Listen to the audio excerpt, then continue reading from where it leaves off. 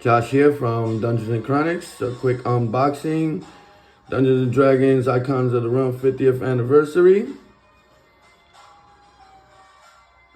First one we got here is the big one. So I thought it was a Bullywog, but this is a first edition green slot. You see that? One we got next is a Gnoll, a 5th edition Gnoll.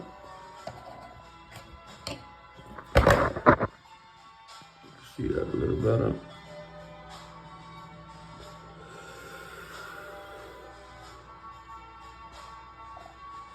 Then we got a 1st edition green elf.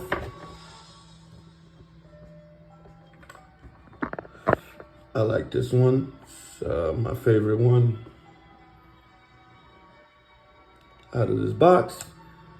And next we got a nice little kobold.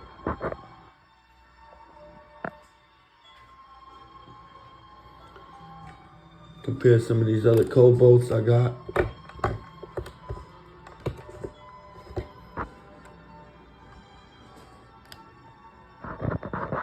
Nice little warband. Here's the Gnoll with a couple of other Gnolls to, for comparison.